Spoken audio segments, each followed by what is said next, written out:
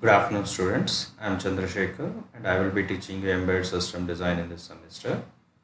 So you will be having the regular classes on Microsoft Teams, but what I thought is to have an YouTube channel where I could provide the lessons of all the units, and there is nothing but a series of lectures on the embedded system design, so which can be helpful for you. So I will share you the links or playlist of this embedded system design course so that you can make use of it and gain knowledge. And coming to our syllabus, uh, before going to the syllabus, we'll go through the course objectives and outcomes first. And as the subject is a professional elective, this will be helpful for doing projects also. Uh, Many of you may be doing projects, but you will be getting a thorough knowledge of which microprocessor, which controller you need to choose for doing your project, and what are the different sensors required for you, or what are the actuators you need, and what are different communication interfaces which you require for an embedded system. So that all we will be seeing in this subject. And first, coming to the course objectives, so we have the first objective is to provide an overview of design principles of embedded systems. So objective is with what objective we are learning the subject. The first objective is nothing but to know about the design principles of embedded systems.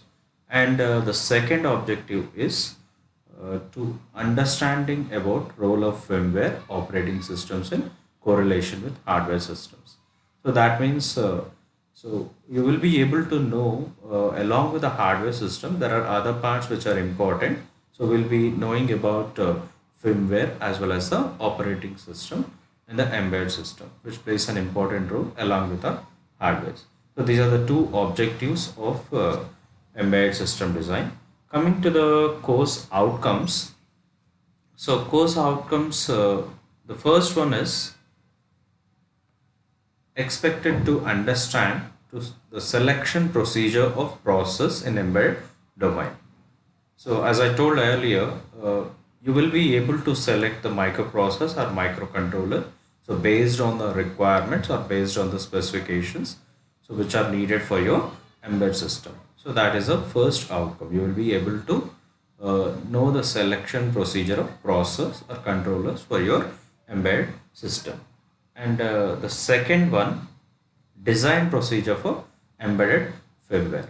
So whatever you are designing, so that procedure you will be able to frame after learning this subject. Next, third one. The third one is expected to visualize the role of real-time operating system in embedded systems. So there are some embedded systems which may not use the operating system, but there are some embedded systems which run with an operating system. So you will be able to know the role of RTOS, or you will be able to visualize the role of RTOS in the embedded system. So that is a third outcome. And next one, fourth outcome is evaluate the correlation between task synchronization and latency issues. So this is about tasks and the synchronization between the tasks and the delays associated with this task. So the delays is nothing but latency issues. So we'll be seeing about this in the last unit. And coming to the unit 1, so that is introduction to embedded systems. So we'll be seeing here the definition of an embedded system.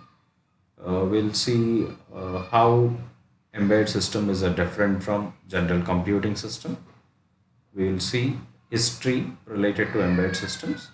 We'll try to classify the embedded system based on some categories, and we'll also see what are the major application areas where we can use the embedded systems and purpose of embedded systems, and we'll try to explore the characteristics and quality attributes of an embedded system. So that is in the first unit. So coming to the second unit, that is the typical embedded system. We'll see the core of embedded system. That is the core is nothing but the microprocessor or microcontroller which we'll be using in the embedded system. Next, we'll see what are the differences between general purpose and domain specific processors, and about ASICs, that is application specific integrated circuits, and PLDs, programmable logic devices, and COTS, that is commercial off the shelf components. So these are the different microprocessors or microcontrollers or some devices which is nothing but which will be acting like core of embedded system. Next, we will also see about the memory which is being used in the embedded system.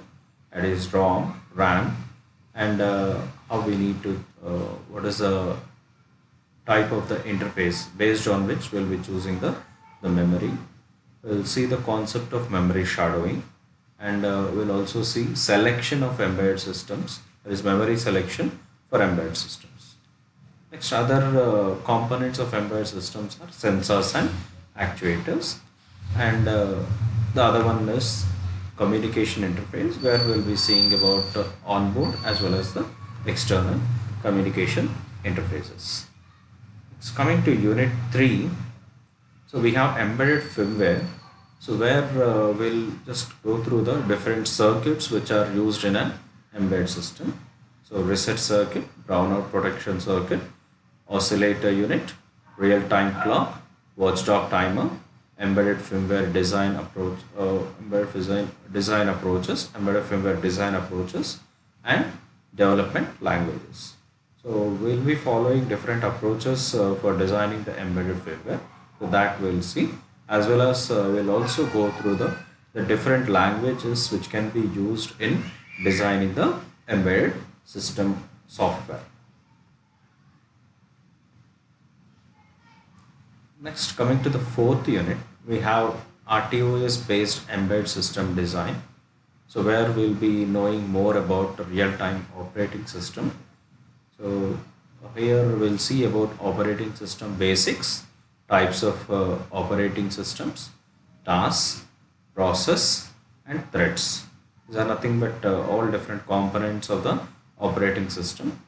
So we'll see about task scheduling. So how there can be tasks, different tasks can be scheduled, and we'll see the concepts of multiprocessing and multitasking. Next, coming to unit 5, we have task communication. So where there can be different tasks in the operating system that need to communicate. So they will be using different techniques for communicating. So some of them are shared memory, message passing, remote procedural call, and sockets. So these are different techniques. We'll explore what are all these. And next, we'll see about task synchronization, and also what are the issues of related to communication, task communication, as well as the task synchronization. Next, task synchronization techniques and device drivers. For every device, there need to be some device driver. So we'll be also seeing about device drivers and how to choose an RTOS. So this is in the fifth unit. And the textbooks which you need to follow for this embedded system design is one, Introduction to Embedded Systems by K.V. Shibu from McGraw-Hill Publications. You can also refer other books like Embedded Systems by Raj Kamal, Embedded System Design by Frank Wahid, Embedded System by Laila, and an embedded software premium by David E. Simon.